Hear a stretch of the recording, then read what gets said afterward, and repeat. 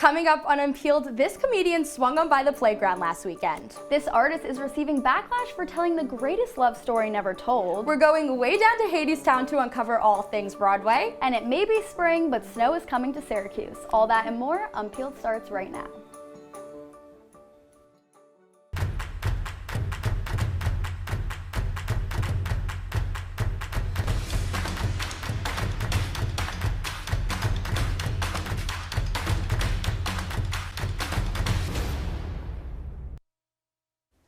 Welcome to a special Thursday edition of Unpeeled. I'm LaMalfa. And I'm Kayley Decina. Now for an update from Kensington Palace.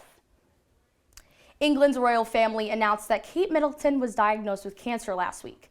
This comes after speculation from supporters regarding why Middleton was out of the public eye. Kensington Palace stated that she is undergoing, quote, a course of preventative chemotherapy treatment. The public's concern regarding the princess's health began in January when she underwent planned abdominal surgery. At that time, her medical staff believed that she did not have any cancerous cells. Our thoughts are with the princess and her family during this time. I mean, this is obviously devastating and shocking news, especially following the rumors that were circulating on social media. I know that people were concerned, but now that we know the true story, it just feels so disrespectful that people were speculating these things. Absolutely, and people are still speculating with the video that came out with the announcement. People are saying that it's AI, and this isn't the first time that the royal family has been a little shady, especially with the AI-generated picture of Kate and her kids. So I do know why people were concerned for her. Yeah, celebrities who had been, poking fun, especially at the Photoshop, have actually come out and apologized and are trying to take accountability. I know that Stephen Colbert said that he makes a lot of jokes about whatever people are talking about, but it's never his intention to make light of someone else's tragedy. And Blake Lively also had been poking fun at the Photoshop and did another Photoshop of herself to promote her drink company, but she ended up also apologizing. Obviously, no one saw this coming. I mean, no one should have to announce something so private, so public. So, I hope she gets the privacy she deserves. Me too, and hopefully people learn from this and wait till they have the full story next time. Now, the two houses of singer Sean Diddy Combs were raided by Homeland Security on Monday afternoon. The search comes after a string of sexual assault cases filed against the artist. His sons King and Justin were detained in LA, but released later that day. Homeland Security stated that they were searching the properties for evidence connected to a federal sex trafficking case. Investigators only reported finding firearms, though not all details have been made public. In other news, Euphoria announced that filming for the upcoming third season will be delayed indefinitely. After there was speculation that the series was going to be canceled, the show reported that it is in the process of writing the script. The HBO show originally planned to air the newest season in early 2025, but its future is now unknown. The showrunners have spoken out saying they are committed to creating the best show possible, but need more time. Now, in the meantime, they're allowing the cast to seek out other opportunities while awaiting filming. I feel like there is always a delay when it comes to Euphoria, but it is such a good show and it's so captivating, and I feel like no matter how long they wait to release it, fans will come back around and watch it. I know I will. But I do feel like it just lessens the excitement that we have no idea when it's coming out. I mean, this isn't the first time that the show has been delayed. I mean, it's been delayed a few times due to the Hollywood strikes and the unfortunate passing of Angus Cloud, who played Fez on the show.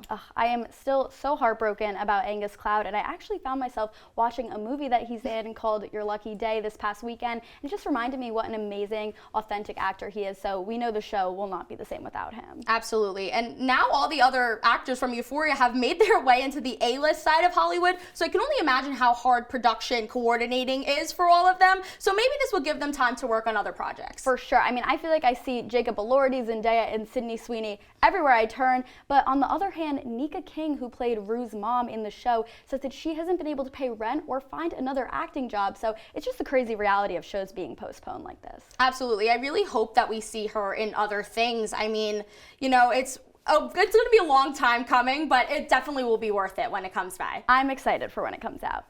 And it's opening day in the MLB, but that's not what's at the top of the headlines. Last week, the Los Angeles Dodgers fired Japanese pitcher Shohei Ohtani's interpreter, Ippei Mizuhara. Mizuhara has been accused of stealing $4.5 million from Ohtani to pay off gambling debts. The debts were paid to an illegal bookmarking operation in Orange County, California. The interpreter claimed that Ohtani has made payments to cover his own gambling debts, but the pitcher has denied these claims. Ohtani and Mizuhara have been inseparable since the star was 18 years old. On Monday, Ohtani expressed his disbelief to the media, saying, quote, "I'm just beyond shocked." In honor of Trans Liberation Week, the LGBTQ+ Resource Center here at Syracuse is hosting a clothing pop-up closet, and this event will run from March 25th through tomorrow, March 29th. The day before the event started, students dropped off any clothes they were no longer needing. According to the university community calendar, this week is meant to help students, quote, explore different gender-affirming clothing.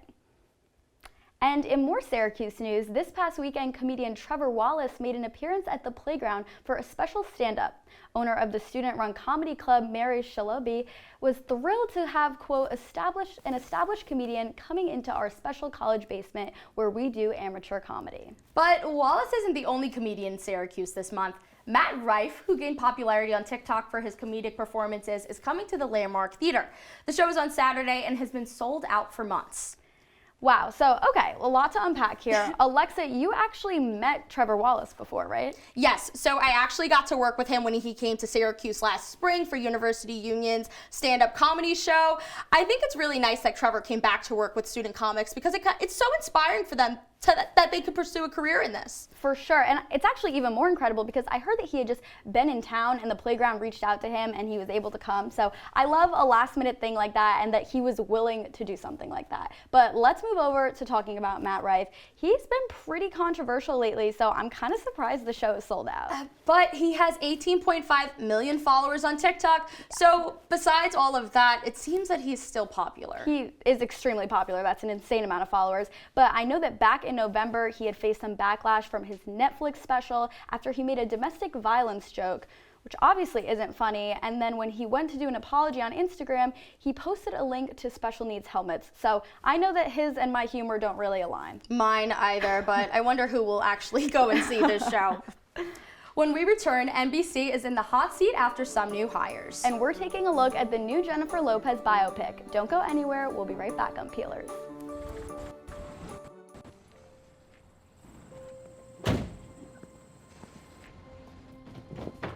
Dad, they took over my bedroom. Come on, come on. Okay, Dad. 1, 2, 3.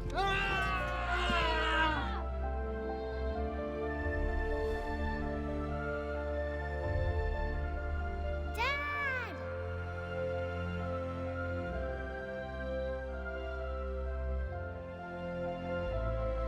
You saved me. Dad? Are you okay? I'm fine, dear.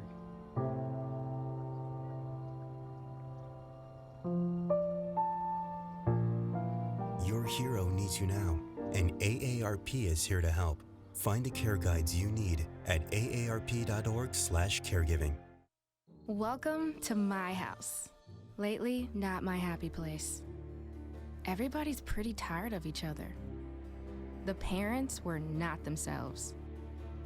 My little brothers were morphing into small creatures. The walls were closing in. Clearly a case of too much family, too close, 24/7. And there's a lot of that going around right now. If this sounds like your house, try going someplace new. YourLifeYourVoice.org.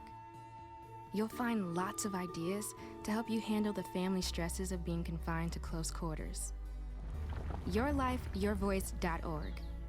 It might not get you out of the house, but it could help you find a little more breathing room.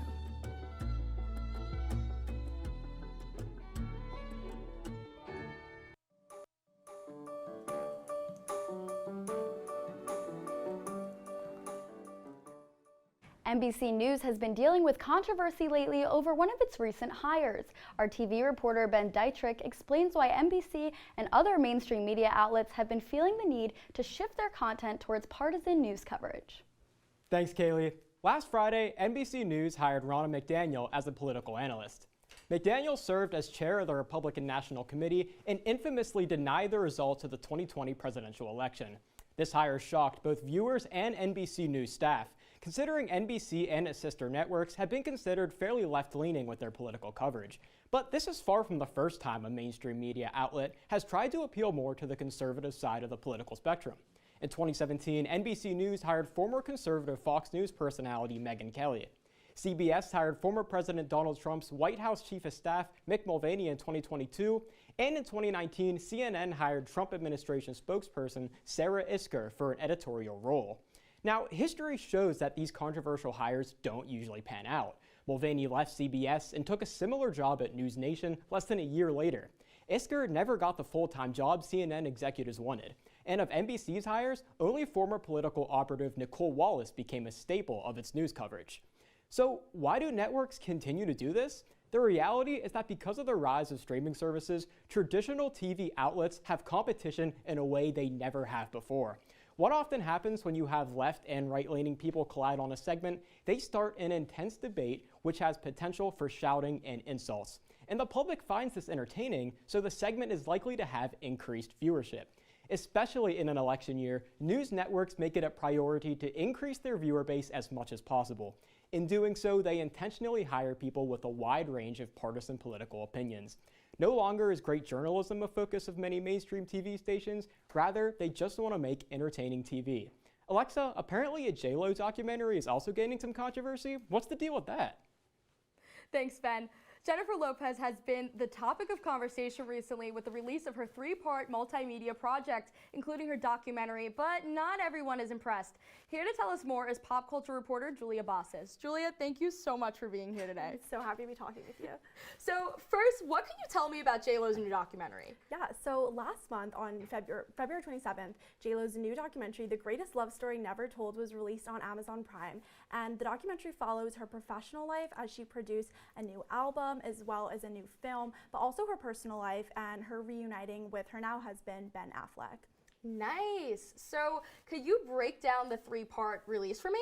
Yeah, so this documentary is part of a 3-part multimedia project along with an album as well as a film, an autobiographical film. So last month, her album, This Is Me Now, was released along with the autobiographical film, This Is Me Now, A Love Story, which is a musical complementary film to the album. And the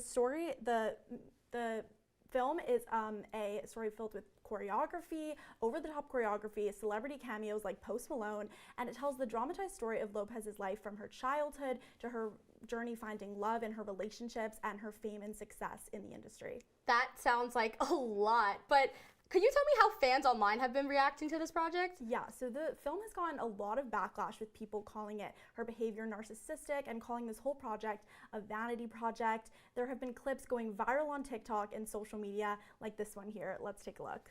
I like taking my hair out like this. It reminds me like when I was 16 in the Bronx, running up and down the block. A crazy little girl who used to be wild and no limits, all dreams and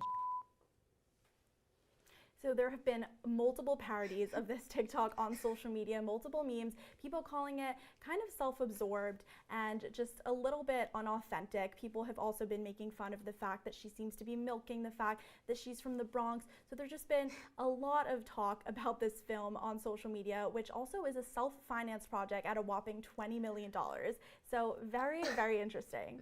That's insane. Well, thank you so much, Julia. And love is in the air and on the TV. When we come back, we're catching you up on the Bachelor season finale.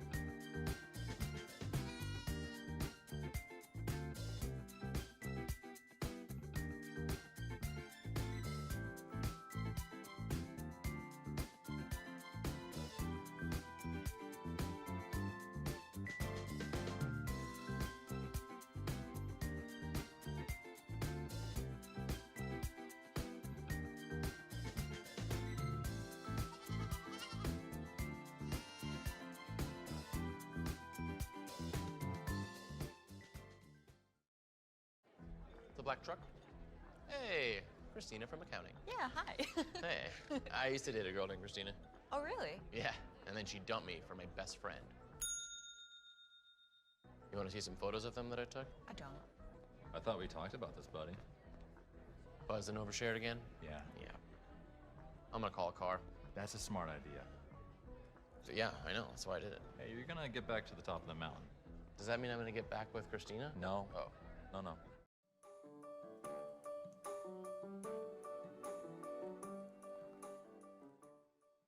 This is the moment you have all been waiting for. Season 28 of The Bachelor has come to an end, and the 3-hour live finale was packed to the brim with surprises, tears, and a big announcement. Our residential Bachelor enthusiast, Isabella Gallant, is here to tell us all about it. Isabella, do you accept this final rose? Alexa, I will always accept a rose from you. You know who else will always accept a rose from Joey? Kelsey. That's right, Kelsey has officially won the final rose from Joey during season 28 finale. But before we talk about the newly engaged couple, let's talk about the whole episode. During the live finale, both girls met Joey's family and it went extremely well. After watching the family visits, it definitely seemed that Daisy was more confident in marrying Joey than Kelsey, and Joey's sister made it a priority to point that out to him as well. So by mid-episode, I do not think I was alone in thinking that Joey was going to pick Daisy. However, that did not last for long, and we quickly began to see Daisy come to the realization that Joey was not going to pick her. She then did something that no other contestant has done before and went to visit Kelsey before the final rose ceremony. After talking about their experience spending time with Joey, Daisy knew her future did not lie with him. Instead of going separately to visit Joey, both women went hand in hand to the final rose ceremony, and Daisy was able to turn Joey down before he got the chance to do it himself. Talk about a girl boss moment. Even though it was a very sad moment for Daisy, it was followed by one of the most wholesome proposals and declarations of love that I have ever seen. Joey finally said "I love you" to Kelsey, meaning that he stuck true to his promise that he was only going to say those coveted 3 words to one person and one person alone. Bachelor Nation is very happy, and the couple shared that they're planning to move to New York this summer after spending some time in NOLA, where Kelsey currently lives. Even though we were all waiting to see who Joey picked to be his fiance, I personally was more excited to see who the franchise picked to be the next Bachelorette. After speaking with Joey and Kelsey, it was announced that Jen is to be the next Bachelorette. Jen is also making history, being the first ever Asian American Bachelorette. Even though I was definitely Team Maria, Jen's personality is definitely going to make a great Bachelorette season. Speaking of big personalities, what's going on Broadway? Well, Broadway sensation Hadestown has made lots of exciting cast changes in the past few weeks. Here to discuss what this means for the show and take us way down Hadestown is Broadway reporter Charlene Nomini. So happy to have you here. I'm happy to be here. So, Charlene, I know you discussed Lola Tong's stunt casting on the show before, but how has she been doing? Well, Lola Tong has definitely been different from any other Eurydice we've seen before. Some people are saying that she comes off as too naive or like a damsel in distress, but many fans are saying that this is just because she's a lot younger than the other Eurydices we've had, and her voice is a lot sweeter. So many fans are saying that she's doing an excellent job for her first time on Broadway. Unfortunately, though, she did leave the show March 17th, along with her co-star Lillias White, who played Hermes. But Jordan Fisher, who played Orpheus, has extended his run through mid-September. That is awesome. Okay, so who are the new faces replacing Lola Tong and Lillias White? What's really exciting is that we have a father-daughter duo joining Hadestown, John and Issa Briones.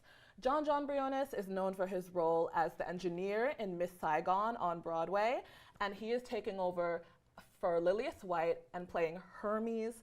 His daughter, Issa Briones, is taking over as Eurydice. And I just wonder if their father-daughter dynamic will come through in the show somehow, but it's really unlikely given that Hermes and Eurydice don't really interact that much, especially not alone.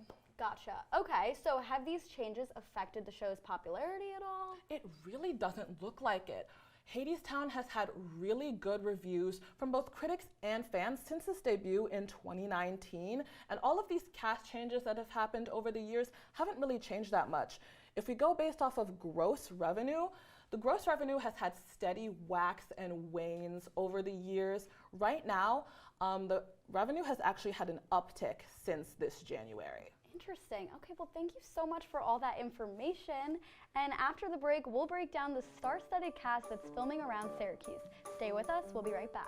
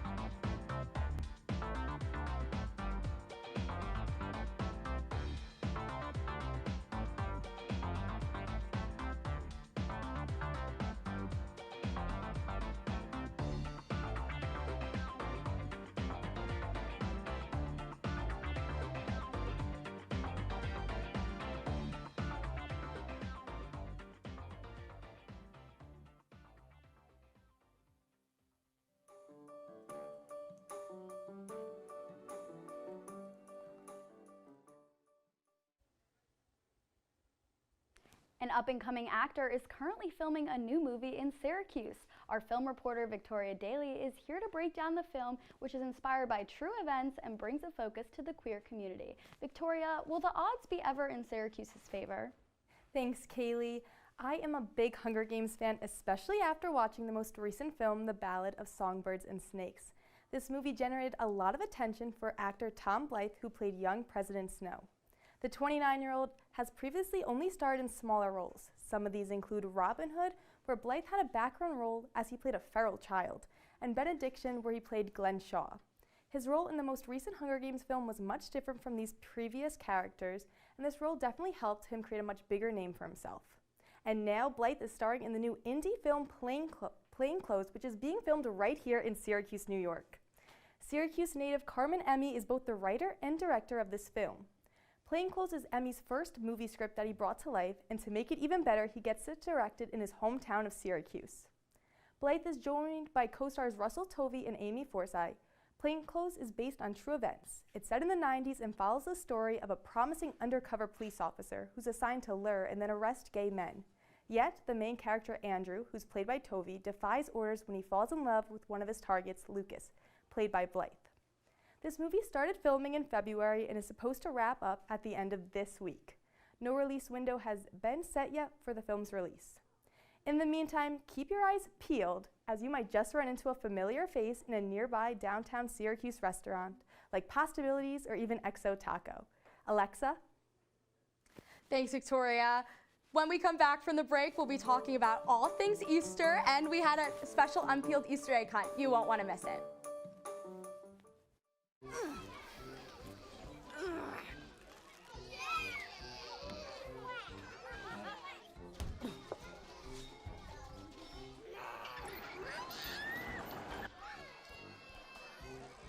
If you love them enough to crawl into a play place to get them to come down, then surely you'll check nhtsa.gov/the right seat to make sure they're in the right car seat.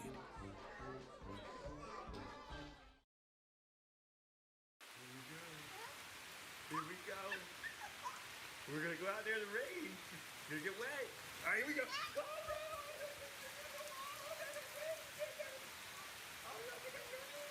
okay, quick.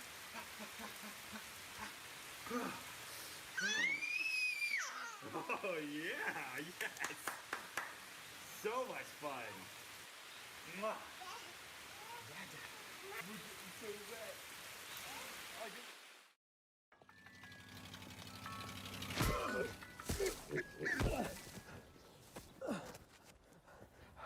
So, same time next week?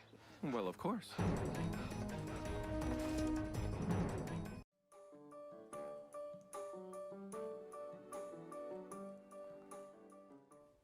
It's our third annual Easter egg hunt here at Unpeeled. The night was full of intense competition with a special guest. Now let's take a look at all the fun.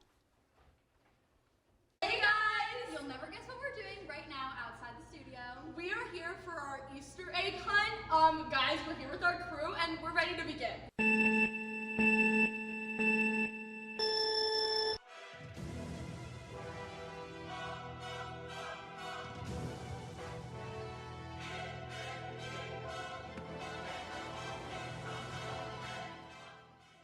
Ricky just tried to steal from me. He just tried to steal eggs from me. I was leaving the studio where I deservingly found 2 eggs, and Ricky stole them from me, and I had to take them back. He started driving. He was like, who wants to trade? No one wants to trade Ricky. Ricky's trying to steal my eggs. He saw them in my cup and he lit on. If you ain't cheating, you ain't trying. Just to state a fact, I'm beating Ricky right now. She's trash. Ah, Ricky, 2! What? The bunny's back. Have you found any eggs? No. No, you poor thing.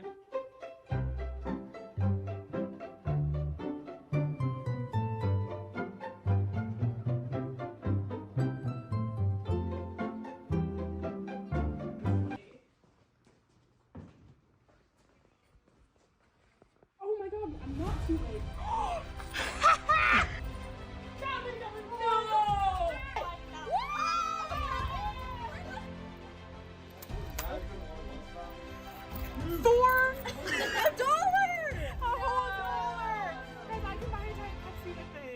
Well, although our Easter egg hunt is over, we have one more question. Who's the Unpeeled bunny? Riley! Riley, are you gonna pass out? Yeah. Okay, I love watching that even though I was there. It's just as entertaining the second time. And I mean, us hosting together an Easter egg hunt, this is certainly a special episode of Unpeeled. But Alexa, how are you feeling about the steep competition? Kaylee, it was so intense in the studio. I mean, my favorite part is that we teamed up. You know, we weren't really supposed to do that, but we did that anyways, and we ended up winning. we broke a few rules, but it's fine. You know, I always think I'm not competitive until I'm doing something like that, and then I'm all in. But I'm pretty content with my findings. I had 6 eggs until I decided to give 1 egg to Ricky, not knowing that he was being a cheater and scammer behind our backs. He actually came up to me and asked to trade, but the thing is, there was absolutely nothing to trade, so I don't think that's really fair. Yeah, no, I would have never given him an egg if I knew that he wasn't playing by the rules. But, you know, it's fine. Some true colors showed, but I feel like everyone learned some valuable lessons in this Easter egg hunt. Definitely, but we have to talk about Riley Underwood's performance as the Easter Bunny. I mean, come on. I feel like Riley should just quit Unpeeled and be an Easter Bunny full time. I couldn't agree more. I mean, he was really having me like hysterical laughing throughout the whole Yeah, I was also really concerned when he took off the head. I was worried that he was gonna pass out. So I feel for you, Riley. Thank you for being the buddy for all of us and our 3rd annual Easter egg hunt. But unfortunately, that's all the time we have with you tonight. Thanks for tuning in, and make sure to follow us on our socials at Unpeeled_Syracuse on Instagram and TikTok, and at CitrusTV on X. I'm Kayley Decina. And I'm Alexa LaMalfa. We'll see you next Wednesday at 8 p.m. from all of us at Unpeeled. Stay classy, Syracuse.